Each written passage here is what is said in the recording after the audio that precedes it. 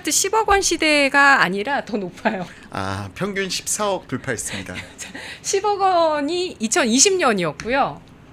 지금 여기 보시면 제가 찾은 자료가 2024년 6월에 서울 아파트 13억 이렇게 되어 있는데 14억이라고요. 아, 부동산 114 기준으로도 지금 부동산 114 기준 아마 14억이 이제 될 거예요. 왜냐면 KB도 지금 14억을 넘겼거든요. 근데 이거 보시면 2014년 대비했을 때 지방 아파트와 서울 아파트의 가격 격차가 지금 대비 3분의 1 수준이었습니다. 그렇죠. 예, 3배 차이였는데 지금은 이렇게 9배 넘게까지 차이가 나네요. 지금 이거는 어쩔 수 없는 겁니다. 똘똘한 한 채의 영향으로 인해서 사실은 지역 경제가 부동산이라도 또 돌아야 되는데 지금 제가 알고 계신 분들 중에서도 대구에서 거주하세요. 대구에서 거주하시는데 대구에 있는 자산들 팔아가지고 다 서울 강남에 집을 사십니다. 부산에 거주하시는 분들도 그래요. 대기 수요자십니다. 그런 분들 굉장히 아직도 많으시잖아요. 아, 그러니까 예. 의외로 지방에, 그러니까 부동산 전문가들도 지방에 있는 사람들을 자꾸 야, 서울에 집 사야 된다 하는 분위기를 만들어놨는데 그 말을 갖다가 부정하고 싶은데 부정할 수가 없어요. 지방 경제도 활성화시키려면 지방의 부동산이 지방에서 돌아야 되거든요. 네. 그런데 지금 다들 강남만 하다 보니까 아니 지금 이 상황에 대해서 부정을 할 수도 없고 아니 지금 부산이나 대구에 집을 가지고 계신 분들한테도 아니 아포님 집 팔아가지고 서울에 강남에 집 마련하려고 하는데 어떻게 생각하세요?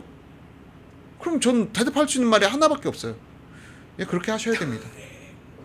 근데 이러면은 지역 경제는 그야말로 그 내부에서 돌 수 있는 순환될 수 있는 자금이 다 서울로 흡수되고 있는 거 아닙니까? 맞아요. 전국에 있는 모든 현금성 화폐들이 다 서울로만 몰리고 서울에서도 강남, 서초, 송파, 마용성 뭐 그 정도까지만 지금 계속 이루어지고 있는데 이러한 악순환의 고리를 이제는 정말 네. 국민들이 깨닫고 야, 더 이상 정치 영역에 부동산을 끼어들이지 않아야 한다. 이러한 각성이 있지 않고서야 지금 이 상황이 언제까지 지속될지 저 역시도 매우 우려스러운 상황입니다. 네. 채팅창에서 평균 맞습니까? 이 가격이 평균 맞냐? 이렇게 믿지 못하는 분들도 계세요. 예. 근데 밑에 성남 쪽에도 25평이 10억은 합니다. 이렇게 얘기하셨고요.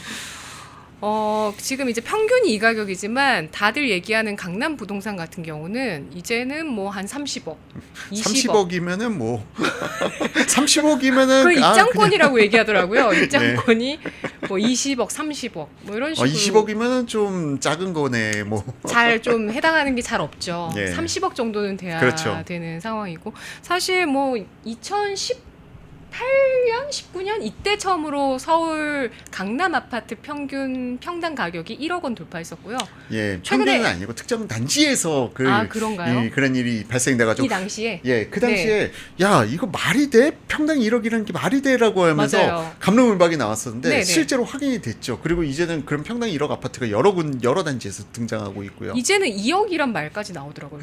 평당 아, 2억 예. 이 얘기도 나오던데 아직은 뭐 평균 수준은 아니고 일부만 그런 건가요? 강남의 특수 아파트 단지 한강과 붙어 있는 네. 아니면 서초구의 특수 아파트 단지 그리고 성동구에도 그런 아파트 단지들이 있습니다. 용산구에도 있고요. 네. 그런 아파트 단지명을 열거하기에는 좀 그렇지만 그거는 아직까지는 뭐 평균적으로 아직은 한 1억 평당 1억 강남 평당 1억 정도. 1억이라고 이야기하는 단지는 강남 내에서도 희소한데요. 근데 아, 문제는 바로 그런가요? 이거예요. 네.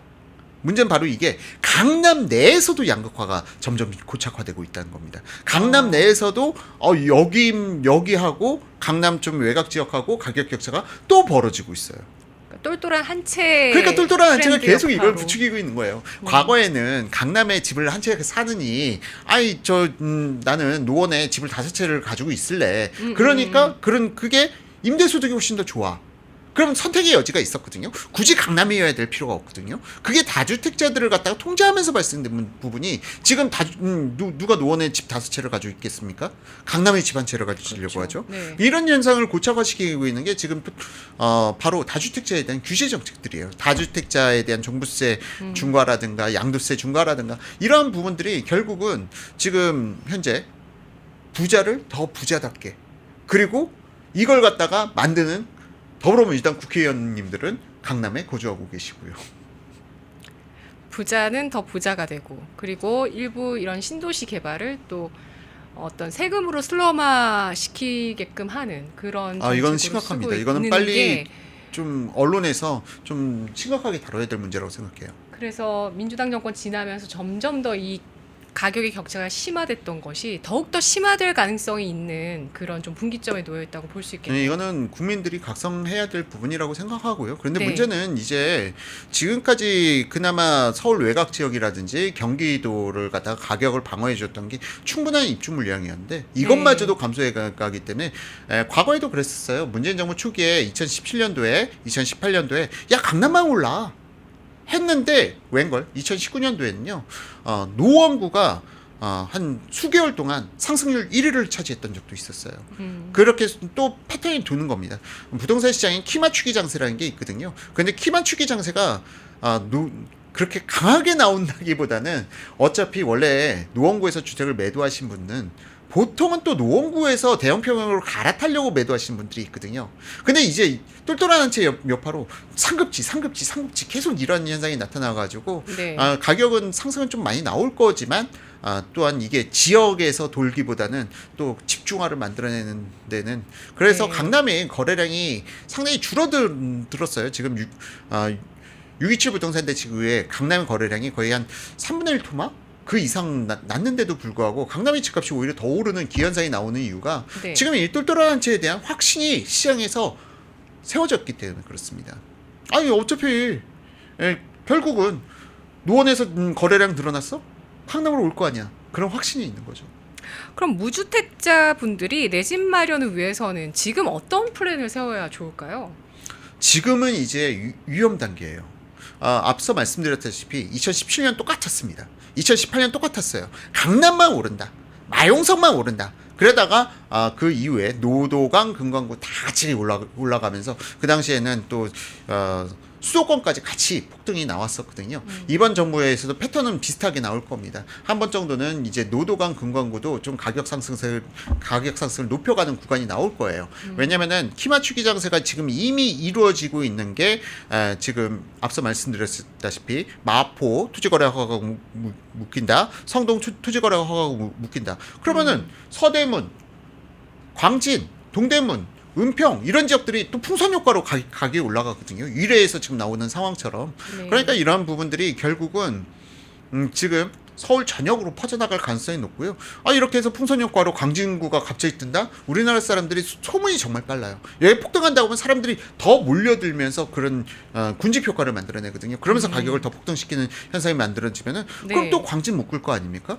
또 서대문 묶을 거 아닙니까? 그럼 그 또 주변으로 퍼져나가고 이 웃지 못할 총극이 좀 지속될 가능성이 높고 더욱이 경기도의 입주 물량 급감이 좀 상당히 서울 구축 시장과 신도시 시장까지도 좀 가격 자극을 크게 할 가능성이 높아요. 특히 3기 신도시, LH 신도시 이 부분도 지금 2기 신도시들이 그동안 가격 불안을 갖다 느껴왔던 부분에 대한 리스크를 오히려 해소시켜줬다. 네. 매수 관점에서 계획을 세워야 된다는 말씀으로 매수는 지금 필수입니다. 이제. 예, 좀 받아들여지고요. 더 이후에 얘기 나눠볼게요. 내 집 마련 평균 연령이 40대 중반으로 올라갔다는 통계가 있습니다. 그래서 봤더니 뭐 계속 40대이긴 했더라고요. 예. 근데 저는 제가 찾아봤을 때는 저도 제 내 집 마련을 할 때 찾아봤을 때는 30대 후반 통계도 있었거든요. 근데 또 예. 이렇게 찾으니까 40대 이게 몇 년 전 뉴스인데 첫 내 집 장만 43살 집값 38% 대출 뭐 이렇게 평균적이다 이런 보도도 좀 야, 나왔었는데요. 이거 언제적인가요? 이거 좀 옛날이죠. 이거 한 5년 38% 대출 받을 수 있다는 거 축복인데요. 네, 평균 소득이나 자산 수준 같은 것들을 고려했을 때 이제 이 나이대 언저리 계시는 분들이 예. 또 더 현실적인 그런 고민들을 하실 것 같은데 구매 전략은 어떤 방향이 좋을까요? 앞서 말씀드렸다시피 이제는 지금 문제가 전세가 지금 소멸되고 있다는 거예요. 전세가 급격하게 감소되고 있고 지금도 다주택을 가지고 계신 분들 항상 저한테 방송에 오셔서 하는 말이 집 팔고 싶어요. 지금 기회만 되면 팔고 싶습니다라고 그래요. 다주택자들이 계속 감소해 가고 있어요. 갭투자 새로 진입 못합니다. 그러면 계속 임대 가능 물량은 줄어드는 거예요. 근데 임대 가능 물량이 줄어든다는 의미를 갖다가 냉혹하게 보면은 너 서울에 집 살 돈 없어? 그러면 어디 서울 살려고 그래? 저쪽 가. 그 이야기거든요. 네.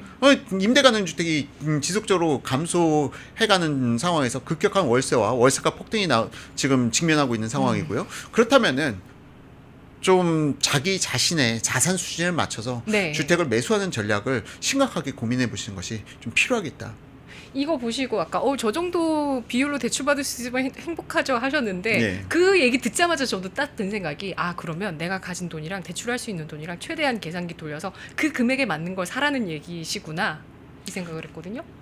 일단 그렇다 하더라도 지금 네. 아직까지 연립빌라 시장이 재개발 구역이 아닌 한 그렇게까지 온기가 도는 부분은 아니에요. 그러면 잘 어쨌든 지역이나 뭐 물건을 잘 고르긴 해야 된다는 그렇죠. 거군요. 그런데 투자 가치가 있는 쪽으로. 예, 지금 오피스텔 같은 경우는 작년까지만 해도 거래가 한 건도 없던 1년 동안 거래가 한 건도 없었던 오피스텔들이 지금 이제 실수요자들, 투자자들이 아니라 맞아요. 과거의 오피스텔은 원래 여러 채 가지고 투자하면서 공인중개사한테 일임하고 그렇게 해서 투자해서 하는 게 오피스텔이었는데 지금은 이제 오피스텔 투자자들이 아니라 하도 월세가가 오르니까 실수요자들이 매수하려고 지금 조금씩 간간히 방문한다고 하더라고요.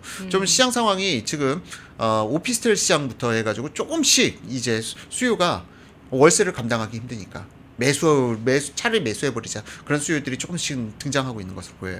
네. 그러면 뭐 또 좀 가격 메리트가 있던 지역의 오피스텔 같은 경우도 있거든요. 찾아보면 예. 서울 랜데도 오피스텔 가격이 뭐 이 정도야 하는 데도 있긴 예, 있거든요. 오피스텔도요. 사실은 우리가 비싼 거 뭐 서울의 강남의 오피스텔 비싸죠. 5억이다, 거긴 비싸죠. 6억이다 네. 뭐 그런 오피스텔만 있는 건 아니고요. 맞아요. 서울에 잘 찾아보시면은 뭐 마포에도 6, 7천만 원짜리 오피스텔도 있고 합니다. 있죠.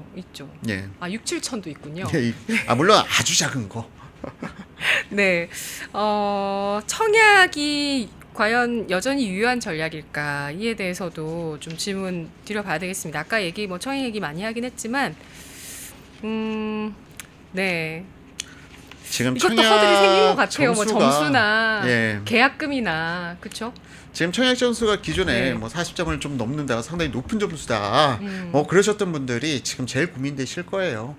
이제 점점 청약 가점은 점점 더 높아질 겁니다. 잠시 르엘에서 뭐 만점 통장 나온 거 아까 언급해 주셨다시피 이게 일상화로 고착화될 거예요.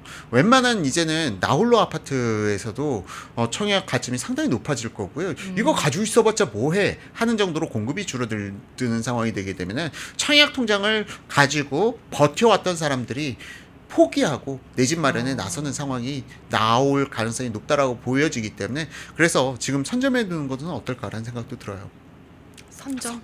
그러니까 그런 상황이 직면해 가지고 또다시 네. 주택 가격이 폭등할 때보다는 지금이라도 서둘러서 내 집 마련을 하시는 것이 전 유리하다고 보고 있습니다.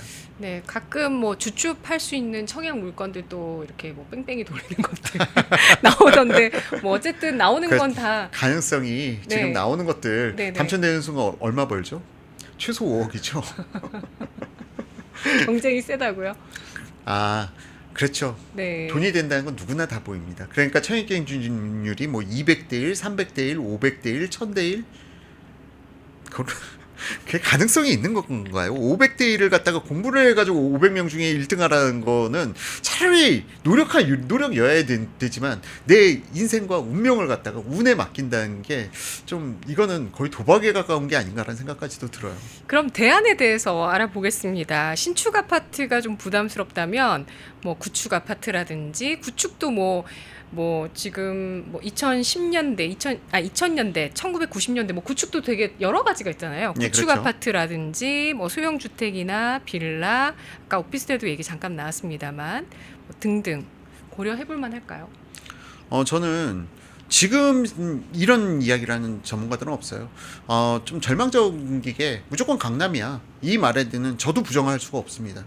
부정을 하고 싶어도 부정을 할 수가 없지만 그렇다고 해가지고 지금 앞서 말씀드렸다시피 경기도 지역의 2기 신도시라든가 아니면은 서울의 한 20년 안팎의 네. 아파트들도 네. 저는 괜찮다고 봐요. 20년 안팎 그리고 재건축 대상에 대해서는 좀 확실히 사업성 높은 곳이 유리하다. 네. 좀 집값을 사업성이 높은 곳, 분양가를 좀 높게 받을 수 있는 곳, 예를 들어서 84스퀘어미터를 갖다가 20억 넘게 분양을 해도 전혀 시장에서 거부감이 없을 그런 지역들이 재건축 대상으로는 유리한 고지에 있는 곳들이고요. 그 외 지역은 재건축보다는 재건축 호재를 바라보기보다는 실거주 차원에서 철저하게 역세권 위주로 접근하시면 어떨까 싶어요. 만약 내가 정말 월세가 너무 힘들다. 근데 나는 돈이 너무 부족하다 하신 분들은 역세권 주변에 빌라라도 잡아야 되는 건 아닌가 그 정도까지 생각하고 있습니다. 네. 다만 이게 실거주 관점을 우선 해야 된다라는 게 실거주 관점에서 포인트일 말씀드리는 것 같아요. 거고요. 투자로서는 지금은 그러니까 실거주 거주의 그 이점을 가져가면서, 그러니까 내가 집 걱정 없이 그냥 편하게 살 수 있고 내 그렇죠. 동네 마음에 들고 예. 동네 다닐 때 뭐 좀 안전하고 마음에 들고 이 정도 수준에서 실거주하는 그 메리트를 가져가고 인플레이션을 좀 어느 정도 해지하는 측면에서 가져가는 차원에서 매매를 하는 게 그래도 돈을 벌어가는 맞습니다. 전략이 될 수 있다는 말씀이신 거잖아요. 예. 그러니까 너무 막 투자로서 뭐 이게 사서 막 2배 갈 거야, 3배 갈 거야 이렇게 하는 것보다는요.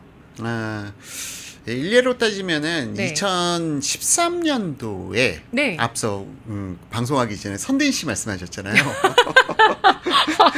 대한민국의 부동산은 끝났다라는 책을 쓰셨던 네. 그 분이 선대인 씨께서 이야기하셨던 그 당시에 항상 방송들마다 대한민국 부동산 미래 없다. 더 이상 부동산으로 돈 못 번다 했던 게 2013년과 2012년, 13년, 14년 정점을 찍었었거든요. 근데 하우스푸어 얘기 나오고. 그렇죠. 예. 맞습니다. 신문기사에 하우스푸어가 계속 도배가 되고 빚에 허덕이고 뭐 그런 기사들이 나왔던 그 2012, 13, 14년도에 사실 그때 집을 사셨던 분들이 가장 위너가 됐어요. 그쵸. 그 뒤로 집값이 3배는 올랐죠. 지금 현재 가격으로 따지고 보면요. 그런 의미에서 봤을 때 지금 뭐 집값이 올라야 돼 뭐 그런 것보다는 실거주 차원에서 나는 월세가를 갖다가 월세 지금 앞으로 급등해 가는데 전세가 소멸해 가는데 지금 이걸 갖다가 방어하는 차원에서 실거주 관점에서 여긴 이 정도는 사두자 하면은 지금 수익을 갖다가 쉽게 이야기할 수 있는 부분은 아니지만 지금 현 정부가 계속 통화량을 갖다가 팽창시키는 정책을 갖다 쓰는 건 불보듯이 뻔한 상황이고 네. 더욱이 공무원 많이 뽑는다 이런 부분도 부동산 상승 요인 중에 하나거든요. 이러한 부분들로 인해서 좀 인플레이션에 대비하는 그런 개념으로 접근하시게 되면은 나중에 돈은 그냥 따라오는 게 아닐까라는 생각이 듭니다. 네, 어쨌든 지금 그런 어떤 기준을 가지고 매수를 하셨을 때 약간은 사실 더 살고 싶은 데는 다른 데가 있을 수도 있죠. 그래도 내가 조금 내 수준, 내 어떤 가동 범위 안에 있는 그 자산 안에서 선택을 그래도 어느 정도 만족스러운 쪽을 하기 위한 그런 기준들, 역세권, 경기도 2기 신도시, 20년 안팎의 아파트 재건축 뭐 이렇게 압축을 해주셨습니다. 예, 이런 것들이 좀 방어적인 관점에서 지금 선택하시면 후회가 없으실 거다. 네. 라는. 그리고 네. 지금 사실상 그 노도강 금강구가 그리고 저도 노도강 얘기 좀 이따가 할게요. 그거는 예. MZ 세대들을 위해서. 예, 알겠습니다. 그쵸? 그 얘기 살짝 꺼낼까 하다가 잠시 후에 한번 해보도록 하겠습니다. 그래서 왜 제가 2-3배 뭐 이런 수익률을 생각하는 걸 말씀을 드렸냐면 사실 부동산 사시는 분들이 이자도 생각해야죠. 세금도 생각해야죠. 그런 거 다 감안을 했을 때 이게 진짜 내가 샀을 때 좀 어느 정도 수익률이 나와야 내가 산 게 의미가 있지 않나? 이런 계산을 하게 되고요. 잘못 계산하면은 손해보는 거 아닌가? 이런 걱정도 하시거든요. 그런데 지금 이 부분과 관련돼서 기회비용 손실비용이란 부분에서 접근해 보셔야 되는 부분도 있고요. 어차피 내 집에서 내 집을 갖는다는 것과 내 집을 갖다가 임차를 산다는 것은 좀 상당히 개념이 다르게 접근됩니다. 내가 임차를 산다는 것은 계속 집을 갖다가 옮겨 다녀야 되는 부분에 대한 불편성도 있고요. 거주가 불안정해지다 보니까 좀 삶의 만족도도 떨어지는 부분이 있고요. 이게 내 집을 처음 가졌을 때 그 느낌 그리고 내가 점점 주택을 갖다가 더 넓혀가거나 아니면은 더 상위 지역으로 이사 갔을 때 그 느낌 이런 느낌들이 부동산을 갖다가 많이 거래해 보신 분들이 상당히 느끼는 감동 중에 하나거든요. 그래서 저는 지금 처음부터 너무 과도한 욕심을 내고 무조건 새 아파트에 들어가야 된다 그런 것보다는 점점 늘려가는 재미를 갖다가 느끼시는 이런 삶의 방식은 어떨까 그런 생각도 가지고 있습니다. 알겠습니다. 한 번에 해결되는 게 아니고 어쨌든 좀 이렇게 돈이 묶여 있을 때 우리가 돈을 더 아끼게 되고 또 모으게 되고 하니까요. 자산을 좀 늘릴 수 있는 효과 충분히 있을 수 있을 것 같습니다. 뭐 건설업계 중대재해 처벌법 강화 또 미분양 문제라든지 부동산 PF 리스크 이런 것들로 인해서요. 지금 보시면 여기도 시흥 거북섬의 대우건설 대우건설 아파트 공사 현장에서 하청 근로자가 사망했다라는 소식이 나오면서 대우건설 전국의 아파트 건설 현장이 멈췄다 이런 소식도 나왔고요. 뭐 포스코 ENC 같은 경우는 좀 강력한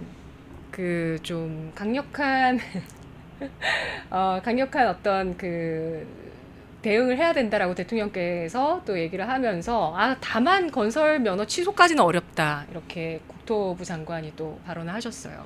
지금 이게 건설사 사망 사건이 포스코부터 촉발이 됐어요. 네네. 근데 이게 좀 살짝 이거는 그냥 근거가 뭐냐라고 이야기하면은 제가 할 말은 없지만 제 개인적인 생각으로 사견입니다. 네. 포스코가 가덕도 신공항에서 빠져나오면서 일부러 보복하려고 그러나 그런 생각이 들 정도로 사실상 건설 재해라는 것은 전 세계적으로 어느 국가나 다 있는 겁니다. 그렇죠. 건설 재해가 없는 국가는 없어요. 그러니까 교통사고 났다고 해가지고 교통 운수회사 버스에서 교통사고가 나서 사망사고가 났어? 그러면 그 버스 회사를 갖다가 없애버리겠어. 그 이야기하고 지금 진배가 없는 거거든요. 근데 이런 얘기를 왜 이렇게 말도 안 되는 얘기를 두 가지 측면에서 접근해 볼 수가 하시는지. 있는 건데요. 네. 이게 결국은 또 일자리와 관련이 있습니다. 이 안전 부분과 관련돼서 자꾸 뭔가 조직을 새로 만들어내고 건설회사에서 특수 부서를 만들게 되면은 그만큼 또 인력이 필요한 부분이지 않겠습니까? 그런 부분을 갖다가 또 좀 이런 말까지 여기서 하기는 좀 그렇지만 공무원을 그렇기 때문에 좀 뭐 많이 늘리겠다는 계획을 갖고 계신다고 볼 수 있겠죠. 그런 부분들이 좀 건설회사에서 알게 모르게 그런 부분들이 있어요. 민간 건설사들도 네. 좀 꽂아넣기라고 하나요? 좀 알게 모르게 좀 그런 부분들이 있습니다. 그런 것과 좀 관련이 있지 않은가 좀 의심이 들고요. 특히 안전 분야에 있어서도 이러한 부분들이 현장마다 안전 관리관을 갖다가 감독관을 별도로 한 명씩 두겠다. 그럼 그 사람은 누굴 줄까요? 거기에는 어떤 사람들이 꽂히는 걸까요? 이런 걸 생각해 보게 되면 정부 관련이요. 더 이상 제가 드린 말씀 아닙니다. 이거. 더 디테일 있게 얘기를 할 수도 있지만 예. 그냥 뭉뚱그려서 얘기하겠습니다. 예, 그러니까 네. 이러한 부분들이 결국은 네. 더 이상 꽂아낼 데가 없으니까 여기까지 지금 넘보는 건가? 그런 사견도 좀 들더라고요. 여기까지 얘기하겠습니다.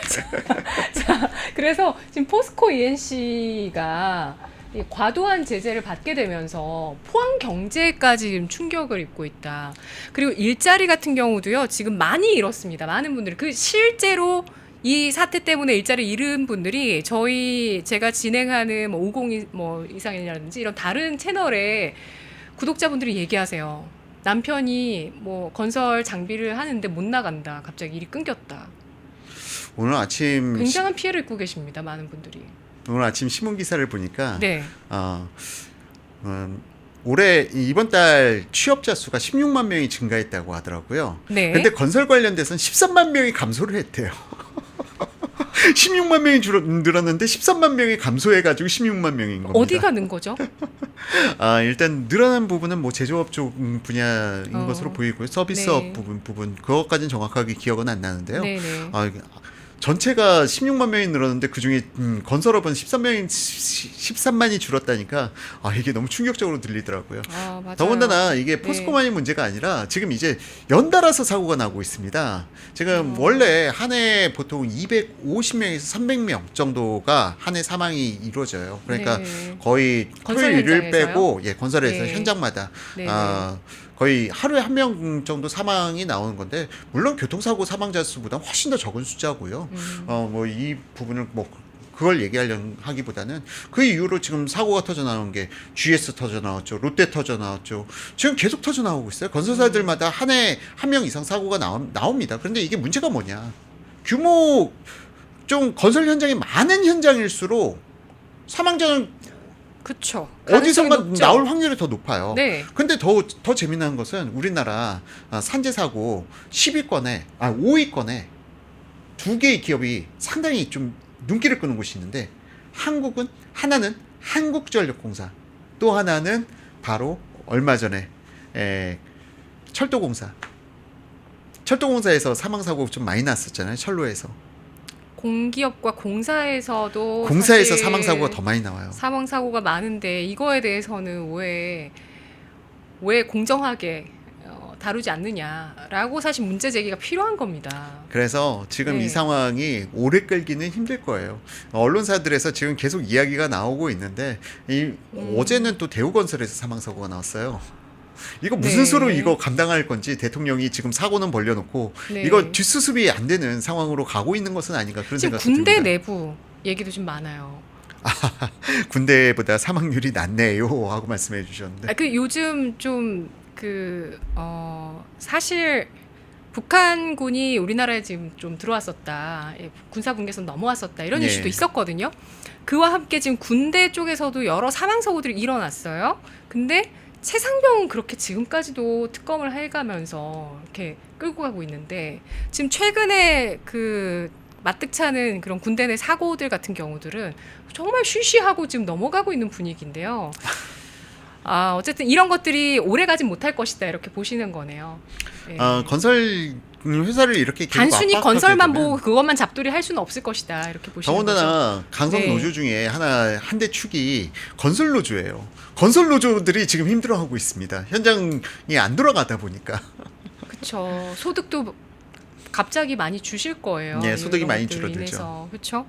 많이 힘드실 것 같은데 이런 것들로 인해서 건설사들이 좀 건설 현장을 기피하게 된다면 부동산 시장에 미치는 영향이 있을까요? 있죠. 아니 이게 공기가 과거에도 2020년, 2021년, 2022년 그 당시에 공사비가 너무 급등하다 보니까 조합들마다 건설회사는 조합에다가 공사비 인상해줘. 우리 못 짓겠어. 아니 조합에서 무슨 소리야? 우리 못 올려줘. 그러면서 둔촌주공 올림픽파크포레온 지금 거기도 공사 중단이 됐던 사례도 있지 않았었습니까? 네. 그런 것처럼 지금 이렇게 공기가 자꾸 이게 공기 지연이 되고 있는 거예요, 사실. 그쵸. 이렇게 되면은 공사가 지금 대림에서도 그렇고 지금 어제 대우건설도 그렇고 전 현장이 공사 중단이 되었다라는 것은요 공기에 막대한 차질을 입힙니다. 그런데 결국 그 공기가 막대한 차질을 갖다가 돌광공사로 이걸 갖다가 소화해낼 수 있느냐? 돌광공사는 야간 작업까지 하는 거예요. 야간 작업까지 해가지고 이걸 공기를 맞출 수 있냐? 그런데 그 못 맞춰지게 되면 공사비가 상승이 나올 수밖에 없는 거죠. 이러한 부분들이 결국은 국민들에게 피해로 들어가는 겁니다. 공사 중인 현장에 대해서 시행사에다가 혹은 조합에다가 야 우리 도저히 못하겠어. 돌광공사 해야 되는데 돈이 없어. 공사비 올려줘. 또 공사비 증액 사건으로 번질 수도 있는 거고요. 이런 것들이 건설사의 내부적으로 관리 손실이 높아지게 되면은 그 다음에 차후 공사비도 공사 단가가 더 올라가요. 이런 부작용이 있습니다. 그러면서 분양 가능은 또 올라가는 거죠. 그렇죠. 지금 현 정부가 잘하고 있어요. 아주 부동산 가격을 갖다 급등시키는 모든 요인들을 갖다 그러니까 이게 의도적인가 싶은 생각이 들 정도라니까. 보이는 사람들 입장에서는 의도적으로 보여요, 정말로. 근데 이게 국민들은 안 보이다 과연 보니까. 우연일까요? 저는 이런 생각도 듭니다. 너무나 부동산 가격을 인상시킬 수밖에 없는 그런 여건들이 계속 이렇게 조성이 된다 보면요. 저도 말을 꺼내기가 무섭습니다. 근데 이게 정말로 부자들은 더 부자답게 만들고 완전- 가난한 사람들은 아예 네. 집도 소유하지 못하게 만들면서 자기네들이 표심 지지층, 핵심 코어 지지층들을 갖다가 넓혀가는 게 아닌가. 그러니까 이게 참 무서운 것이 네. 주택 가격 폭락을 갖다 원하는 무주택자 연대라는 것들도 있어요. 네. 그런 곳에서는 주택가격 하락을 갖다 계속 주창하거든요. 근데 여기를 가보게 되면은 정치적 성향이 뚜렷하게 친민주당 성향으로 나옵니다. 그런 부분을 봤을 때 결국은 자기 코어 지지층들을 높이려는 거 아닌가? 그런 생각도 들고요. 실제로 이거는 어느 지역에 가든 이거는 부정할 수 없는 팩트가 하나 있는데요. 임대주택 미국이 많은 곳일수록 친민주당 색채가 강해요. 그러니까 이재명 정부가 자꾸 임대주택만 자꾸 넓히려는 게 사람들이 내 것이 있어야 또 노력하고 행복하기도 하고 웃기도 하고 또 때로는 슬퍼하기도 하고 뭐 그런 일들이 발생이 되는 건데 내 거를 없애면서 내가 가진 소유를 없애면서 꿈과 희망을 앗아버리고 이걸 갖다가 정부가 무상으로 배급한다? 뭐 이런 구성을 가지고 있는 게 아닌가. 그러면서 국가의 미래와 희망을 갖다가 점점 빼앗아 앗아가는 게 아닌가. 그런 생각까지도 들고 있는 게 사실입니다. 네, 미분양이라든지 부동산 PF 리스크 쪽에서는 최근에 뭐 짚어볼 만한 내용이 있을까요? 이거는 지금 미분양에 대한 부분이 속도가 미분양 감소 속도가 좀 가팔라지고 있는 부분이 보여요. 특히 지방 시장에서 이런 현상이 보입니다. 네. 지금 미분양이 더 이상 늘어나는 지역은 없고요. 미분양이 대체적으로 감소하면서 지금 오늘 한국부동산원에서는 대구는 좀 하락을 봤는데 KB에서는 오히려 상승으로 보는 부분도 나오고 그러면서 지금 미분양이 감소해 가고 있는데 이 미분양이 좀 많이 있는 지역들은 그 주변 지역이 집값이 안 올라요. 이건 거의 공통적으로 나타나는 현상입니다. 네. 근데 미분양 집값이 좀 오른다 할 때 미분양이 급속도로 감소한 현상도 때때로 보여요. 제가 건설 현장에 있을 때 미분양을 갖다가 준공할 때까지 계속 미분양이 한 20 몇 개월을 가지고 있다가 네. 그동안 뭐 거의 한 달에 한 개 매각 될까 말까 했던 현장이 갑자기 바람 한번 부니까 집값이 주변에 올라간다 하니까 300건의 물량이 딱 2주 만에 싹 다 팔려 나간 적이 있었어요. 부동산에서 가능한 일이군요. 그게 부동산이니까 파주에 가능한가요? 그게 2006년도에 네. 파주에서 있었던 일이에요. 2006년도에 2006년도에 파주에 LG에서 LCD 공장 만든다 하면서 그 당시에 노무현 대통령 때인가요? 북한과 경협 추진한다 하면서 그 당시에 파주에 바람 한번 불 때 그런 식으로 해서 한번 확 빠질 때가 있는데 그런 거 외에도 미분양이 처음에는 안 빠지는 것 같다가 네. 주변 집값이 심상치 않네 오른다 하면은 미분양이 급속도로 어느샌가 개눈 감추듯 진짜 빠지는 개눈 경우도 감추듯이네요. 진짜 빠를 때는 예. 1년 내내 2년 동안 안 팔리던 게 불과 2주 만에 다 소진되는 경우도 있고 하다니까요. 그렇군요. 채팅창에서 집 사면 우파됩니다. 이게 맞아요. 근데 진짜 그러니까. 맞는 것 같아요. 아니 제가 네. 저는 2019년 거래 소멸 때 샀어요. 설 다다음 주에 예. 2019년에 첫 내 집 마련을 했습니다. 그때 예. 제가 39살에. 근데 그러고 2020년 가면서 문재인 정권이 이거 너무 이상한데? 공산주의 같은데? 하고서 제가 중도에서 빠져나왔어요. 원래는 중도라고 제가 생각하고 있었거든요. 그러면서 이제 나는 우파인가 보다. 한 번 또 우파가 되면 절대 건너갈 수 없잖아요. 그렇게 됐는데 마침 딱 시기가 그렇게 맞는 것 같네요. 이게 결국은 내 거라는 거, 내게 있을수록 내 거를 지켜야 되는 그 본능이 있다 보니까 경제에도 훨씬 더 많은 관심을 가지게 되고요. 경제에 관심을 갖게 되면 자연적으로 정치에도 관심을 가질 수밖에 없게 되는 것이죠.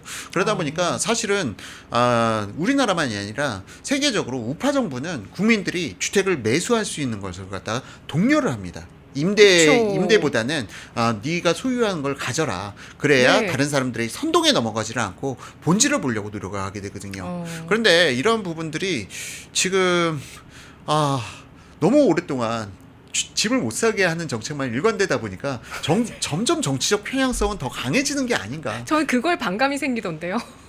토지 공개념도 그렇고 너무 화가 나던데요. 그렇죠. 그렇군요. 알겠습니다. 토지 공개념은 성공 사례가 없습니다. 그냥 절대, 대놓고 이야기해가지고. 절대 우리나라에서 도입되지 않을까요? 도입되면은 걱정되거든요. 그때는 이미 우리나라는 더 이상 자유시장 경제의 국가가 아니다 선포한 거와 진배 없다라고 생각해요.